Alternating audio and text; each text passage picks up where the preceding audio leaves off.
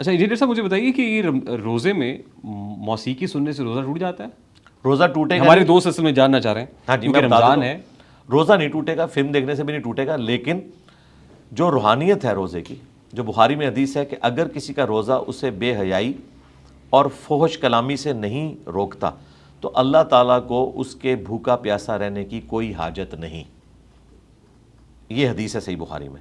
روزہ تو ادا ہو جائے گا، آپ اور کام کر لیں، کرکٹ میچ دیکھ لیں، آپ ڈاکومنٹریز کوئی دیکھ لیں، پولیٹیکل شوز دیکھ لیں، آپ قرآن حکیم کا ترجمہ دیکھ لیں، نیشنل جغرافک دیکھ لیں، ڈسکوری چینل دیکھ لیں، دھرو راٹھی کو دیکھ لیں، اتنی اس کی زبردست ویڈیوز ہوتی ہیں نالج کے پوائنٹ آف ویو سے، آپ یہ دیکھیں، اس سے آپ روزہ اپنا پاس کریں اور نماز کو ٹائم پہ پڑھیں۔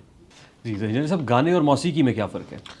گانا تو اسلام میں جائز ہے اگر اس میں کوئی شرکی الفاظ نہ ہوں اور جھوٹ کی آمیزش نہ ہو۔ بخاری مسلم میں حدیث موجود ہے کہ نبی علیہ السلام نے خوشی کے موقع کے اوپر، شادی کے موقع کے اوپر گانے کی اجازت دی ہے، بلکہ ایک انصار کی شادی تھی تو سیدہ عائشہ سے فرمایا کہ تم نے گانے والی عورت کیوں نہیں بھیجی ساتھ، کہ خوشی کا موقع تھا وہ گانا گاتی، لیکن مرد و عورت کا اختلاط نہ ہو، مرد مردوں میں، عورتیں عورتوں میں، شادی بیاہ کے موقع کے اوپر یہ معاملہ کر سکتی ہیں۔ اب رہ گیا میوزک، اس میں اختلاف ہے کہ کس حد تک میوزک الاؤڈ ہے۔ بعض علماء کا موقف یہ ہے کہ دف تو الاؤ ہے، نبی علیہ السلام کو ویلکم کیا تھا انصار مدینہ میں، ان کے ننہال کے خاندان کے لوگوں نے دف بجا کر طلع البدر علینا، اور بعض لوگ کہتے ہیں نہیں یہ دف تک نہیں ہے، باقی بھی انسٹرومنٹس استعمال کیے جا سکتے ہیں، لیکن یہ تعداد بہت تھوڑی ہے۔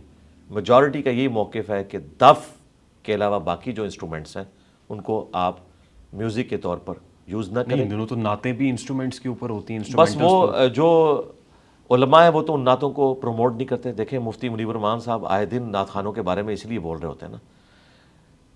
پاکستان میں جو ٹاپ کے نعت خان ہیں ان میں سے ایک اویس رضا قادری صاحب ہیں، انہوں نے بھی آج سے آلموسٹ کوئی 10-12 سال پہلے یہ میوزک کے ذریعے نعتوں کا سلسلہ شروع کیا تھا۔ تو ان کے جو اپنے پیر صاحب تھے الیاس قادری صاحب، انہوں نے منع کیا تو انہوں نے پھر ختم کر دیا سلسلہ۔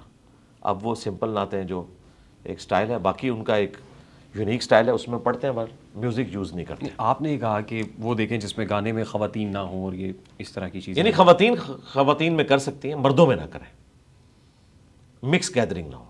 ٹھیک۔ تو یہ جو فیملی ولاگنگ ہو رہی ہے ان دنوں، ناٹ، یہ تو بڑی خطرناک چیز ہے، یہ اور کیا ہو رہا ہے؟ روزہ رکھ کے آپ فیملی ولاگز پہ ولاگز دیکھ توبہ رہے توبہ جی، دیکھیں یہ ہیں، فیملی ولاگ دیکھنے سے روزہ ٹوٹ جاتا ہے؟ نہیں، روزہ تو نہیں ٹوٹے گا، لیکن روزے کی روحانیت تو ٹوٹ گئی نا، فرض تو ادا ہو جائے گا نا۔ روزہ تو انہی چیزوں سے ٹوٹے گا جن چیزوں سے ٹوٹتا ہے، لیکن اس طرح کے کام کرنا اور اس سے ویوز کمانا اور اس میں کئی چیزیں جھوٹ پہ مبنی ہوں، بالکل پرسنل لیول کی چیزیں ہوں، ان کو آپ اس طریقے سے شیئر کریں گے تو ینگ جنریشن کے اوپر برا اثر پڑ رہا ہے چیز کا۔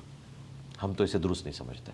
ہاں اگر کوئی شخص ویسے اپنی مصروفیات شو کرتا ہے، اس نے کوئی پیٹس رکھے ہوئے ہیں، اپنی تعلیم کی مصروفیات، یہ ضرور کرے، لیکن یہ جو بالکل پرسنل باتیں جو یہ لوگ اگر ان کے گھروں میں جھانک کے کوئی دیکھے تو برا مانیں گے، اس کو ویڈیو میں ریکارڈ کروا کے پبلک میں عام کر رہے ہیں، تو اس کے ذریعے تو یہ ہماری اخلاقیات کو بگاڑ رہے ہیں جی، سیدھی سی بات۔ And who is responsible for this? ریاست، کیونکہ ان ساری چیزوں کو ریاست روکے گی نا۔